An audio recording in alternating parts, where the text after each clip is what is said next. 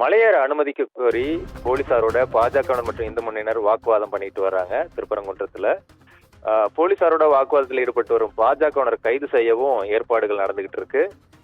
திருப்பரங்குன்றத்துக்கு தென்மண்டல ஐஜி பிரேம் ஆனந்த் சின்ஹா வருகை புரிஞ்சிருக்கு. இந்த நிலையில திருப்பரங்குன்றத்துல பதற்றம் நீடிக்கும் நிலையில் தென்மண்டல ஐஜி பிரேம் ஆனந்த் சின்ஹாவும் அங்க வருகை புரிஞ்சிருக்காரு. ஐஜி பிரேம் ஆனந்த் சின்ஹாவை சந்திச்சு பாஜக மாநில தலைவர் நயினார் நாகேந்திரனும் இப்ப பேசிட்டு இருக்காரு. காவல்துறை அறிவுறுத்தியும் பாஜகவினர் மற்றும் இந்து முன்னணியினர் கலந்து செல்லாதனால அங்க தொடர்ந்து பதற்றமா இருக்குது. திருப்பரங்குன்றம் தீபமேற்ற மலையேற வந்த 10 பேரை தடுத்து நிறுத்தி இருக்காங்க. மலையேறி சென்ற 10 பேரையும் காவல்துறையினர் தடுத்து நிறுத்தி இருக்காங்க. வழக்குல மேல்முறையீடு செய்ய உள்ளதால மலைக்கு செல்ல அனுமதிக்க முடியாது அப்படின்னு கூறி போலீசார் தடுத்ததா தகவல்கள் சொல்றாங்க. மனுதாரரான இந்து தமிழர் கட்சியின் ராம ரவிக்குமார் மட்டுமாவது மலையேறி தீபமேற்ற அனுமதிக்க கோரிக்கை வச்ச நிலையில மேல்முறையீடு செய்ய உள்ளதால மலைக்கு செல்ல அனுமதிக்கவே முடியாது அப்படின்னு காவல்துறை ஆணையர் தரப்புல இருந்து சொல்லியிருக்காங்க. ஒருதலைபட்சமாவே செயல்படுறோம் என வைத்துக் கொள்ளுங்கள், உறுதியாக இன்று அனுமதிக்க மாட்டோம்னு போலீசார் தரப்புல இருந்து கூறினதாகவும் தகவல்கள் வந்திருக்கு.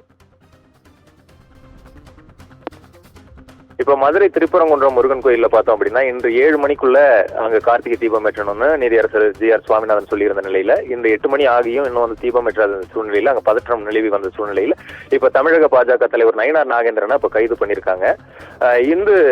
தமிழர் இந்து முன்னணியினர் அந்த கட்சியினரையும் வந்து கைது பண்ணிருக்காங்க. தொடர்ந்து இதனால அந்த பகுதியில வந்து பதற்றம் நிலவிட்டு வர்ற சூழ்நிலையை தான் பார்த்துக்கிட்டு இருக்கோம். இந்த வழக்கை பொறுத்த வரைக்கும் தமிழக போலீசார் ஒருதலைபட்சமாகவே நாங்கள் செயல்படுறோம் அப்படின்னு கூட வச்சுக்கோங்க அப்படின்னு உறுதியா இருக்கிறதா அவங்க சொல்றதாகவும் தகவல்கள் வெளியாகிட்டு இருக்கு.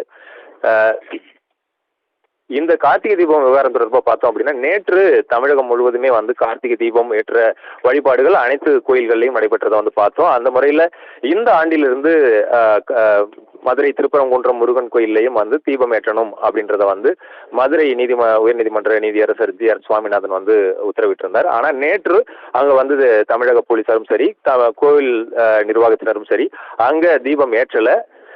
இதை முன்னிட்டு நீதிமன்ற அவமதிப்பு வழக்கு இன்று வந்து விசாரணைக்கு வந்திருந்த நிலையில் இன்று இரவு 7 மணிக்குள் அந்த தீபமேற்றுவதை செய்ய வேண்டும் என்றும் உத்தரவிட்டிருந்தார்.